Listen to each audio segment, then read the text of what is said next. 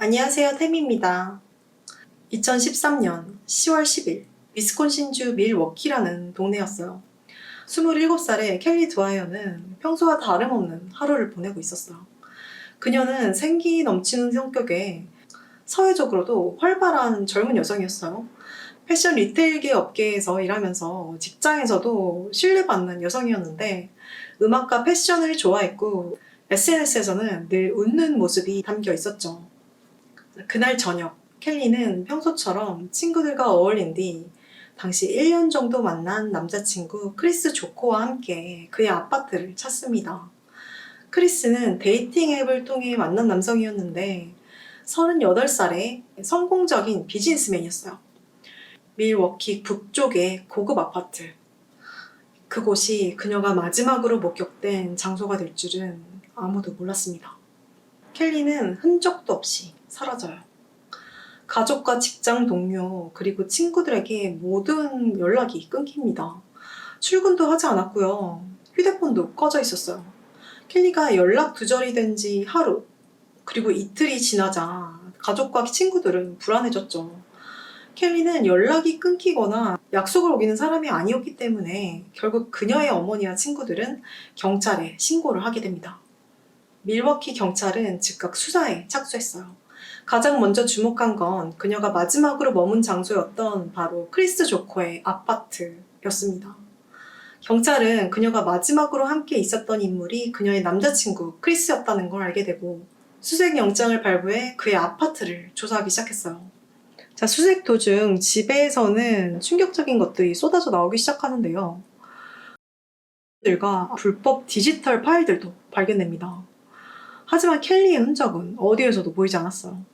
크리스 조코는 사회적으로는 잘 나가는 듯 보였지만 실제로는 알코올 중독 문제를 겪고 있었고 과거에도 여러 차례 문제에 휘말린 적이 있었어요. 켈리가 사라진 날 역시 두 사람은 아파트에서 알코올을 남용했다는 정황이 드러납니다. 하지만 켈리의 흔적은 어디에도 보이지 않았죠.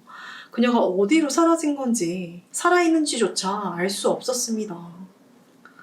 크리스 조코는 경찰 조사에서 켈리 드와이어와의 관계를 오픈 릴레이션십이었다고 설명했어요. 그저 즐기기 위한 만남이었고 다른 여자들도 만나고 있었고 켈리도 마찬가지였다고 합니다. 우린 그날 밤 같이 있었어요. 술을 마시고 조금 즐겼죠.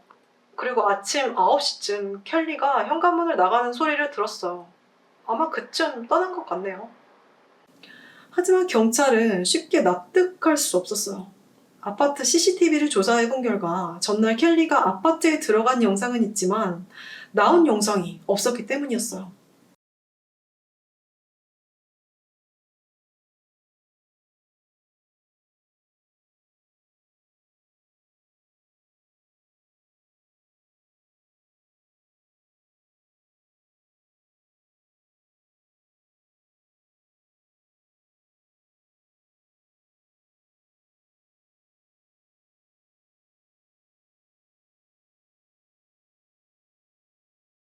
경찰은 크리스의 이웃들도 조사했는데 단지 몇몇 주민들이 이상한 소리와 움직임을 들었다는 증언만이 있었고요. 명확한 증거로는 부족했어요.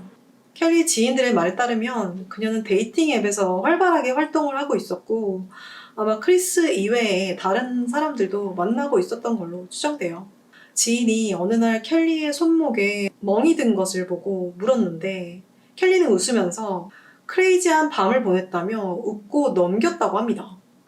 경찰은 크리스의 휴대전화에서 켈리가 사라지기 약 3주 전 촬영된 영상을 발견했는데요.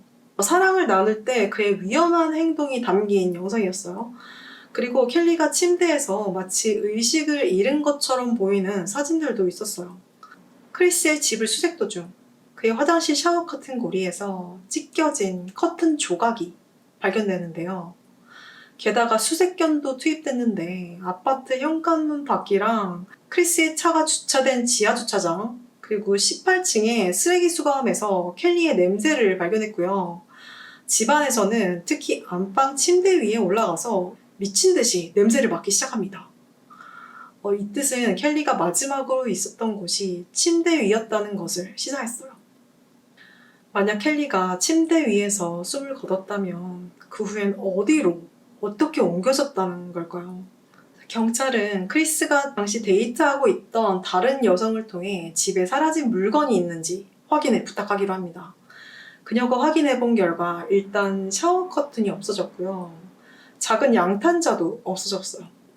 그리고 한 가지 물건이 더 보이지 않았는데 몇 주 동안 TV 앞에 누워 있었던 커다란 은색 골프백이 안 보인다는 거예요.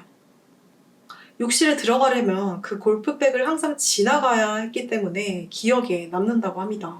이 골프백은 넓이가 60인치 정도 되는 아주 큰 가방이었어요. 사람이 충분히 들어갈 수 있는 크기였습니다. 하지만 문제가 있었죠. 크리스가 그 가방을 어떻게 옮겼을지가 난관이었어요. 자, 아쉽게도 이 아파트 엘리베이터에는 CCTV가 없었어요. 집 안에서 지하 주차장까지 카메라에 찍히지 않고 이동할 수 있었거든요. 하지만 지하 주차장에는 CCTV가 있긴 했는데 크리스가 그 가방을 들고 차에 옮기는 건 포착되지 않아요. 주차장 카메라는 동작 감지 시스템이었거든요. 크리스는 그저 운 좋게 찍히지 않았을 가능성도 있다고 합니다. 하지만 이건 모두 추측에 불과했어요. CCTV를 계속 확인하다 경찰은 사건 다음날 오전 10시경 지하 주차장에서 크리스가 차 트렁크 옆에 서 있는 모습이 찍힌 게 발견됩니다. 이때 트렁크가 열려 있었거든요. 비스듬히 트렁크 안쪽에 어떤 은색으로 추정되는 물체가 보였는데요. 이건 마치 그의 사라진 골프백처럼 보였어요. 하지만 화질도 별로 좋지 않았고 이게 100%그 골프백인지는 확실치 않습니다. 그리고 크리스의 차가 주차장을 빠져나가는 시간에 켈리의 휴대폰이 꺼진 기록이 있었는데요. 아마 이때 전원을 끄고 휴대폰을 버렸을 것으로 추정됩니다. 자, 이후에 크리스는 주차장을 여러 번 더 왔다 갔다 하면서 트렁크에 어떤 다른 장비들과 물건들을 싣고 오후 6시쯤 어머니의 집으로 향했어요. 그리고 어머니에게 전화를 해서 여름 스포츠 장비를 갖다 놓으려 들리겠다고 말합니다. 근데 이상한 점은요. 이후에 크리스는 휴대폰을 꺼놨다는 거예요. 이것 때문에 그의 이동 경로를 추적하는 게 어려워집니다. 경찰이 알아본 결과 이날 크리스는 7시 반에 당시 데이트하던 여자친구를 만나기로 약속돼 있었는데 1시간 늦게 도착했다는 걸 알게 돼요. 아마 크리스는 시신을 처리할 장소를 찾다가 늦었을 것으로 추정됩니다. 그리고 여자친구를 만나러 왔을 때 휴대폰이 고장난 것 같다고 말했대요. 크리스는 그날 밤 여자친구 집에서 잠을 잤는데 아침에 이불을 갈아야 할 정도로 밤새 땀을 엄청나게 흘려서 좀 이상했다고 합니다. 다음날 아침 크리스는 여자친구 집에서 1시간 반 정도 떨어진 메디슨이라는 동네로 운전해서 치즈 전문샵에 들리는데요. 오전 10시쯤 달랑 치즈 하나를 구입합니다. 그리고 돌아오는 길 오후 12시 10분쯤에 쇼핑센터에 들러서 새 운동화를 구입해요. 치즈샵에서 쇼핑센터까지는 50분 정도가 소요되는데 1시간 반의 시간이 비는 거예요. 수사관들은 크리스가 이 빈 시간 동안 시신을 유기했을 것으로 추정되었어요. 그리고 유기를 한 뒤 새 운동화로 갈아 신었을 겁니다. 이 사건은요, 크리스가 켈리를 살해했다는 직감이 들었지만 물리적 증거와 시신이 없는 상태에서 얼마나 설득력 있게 사건을 구성할 수 있을지가 관건이었어요. 시신이 없는 사건은 언제나 기소와 재판 과정에서 큰 난관이었기 때문이죠. 자, 시간이 흘렀습니다. 하루, 이틀, 일주일, 그리고 몇 달이 지나도 켈리의 흔적은 발견되지 않아요. 실종 포스터가 붙이고 언론에서도 사건을 다루기 시작했지만 해결점은 보이지 않았어요. 그사이 크리스는 소지와 영상 소지 혐의로 먼저 기소되었는데요. 그가 켈리를 어떻게 했다는 추측만 있었을 뿐이지 어떤 증거도 없었기 때문에 수사는 미궁으로 빠지는 듯 했습니다. 경찰은 사건을 단순 실종이 아닌 범죄 사건으로 분류했지만 이 시신이 없는 사건은 입증하기가 너무 어려웠어요. 켈리가 사라진 지 1년 반이 지난 2015년 5월 결정적인 전환점이 찾아오는데요. 위스콘신주 오조키 카운티의 숲에서 한 등산객이 숲길을 지나가던 중 의심스러운 물체를 발견합니다. 경찰은 신고를 받고 현장으로 달려갔는데 그 물체는 바로 켈리의 것으로 추정되는 유해였어요.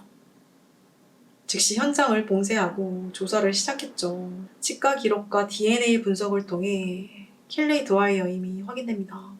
켈리는 비교적 외진 지역에 은폐된 상태였는데요. 부패가 진행되어서 정확한 사인 규명이 어려워졌다고 합니다. 게다가 우연이라고 보기 어려울 정도로 켈리가 발견된 곳은 바로 크리스가 갔던 쇼핑센터 근처였어요. 크리스의 차에도 수색견을 풀었는데요. 켈리의 냄새를 트렁크에서 감지했다고 합니다. 크리스는 이미 다른 혐의로 복역 중이었지만 단서들과 그가 보인 수상한 행동들은 전부 그를 범인으로 가리키고 있었습니다. 2016년 검찰은 크리스 조코를 1급 고의살인 및 시신유기 혐의로 추가 기소하게 돼요. 재판은 길고 치열했는데요. 크리스 측 변호인은 시신의 부패로 인해 사인을 특정할 수 없다는 점을 이용해서 켈리의 사망이 사고일 수도 있다고 주장하는데요. 검찰은 이렇게 반박했습니다.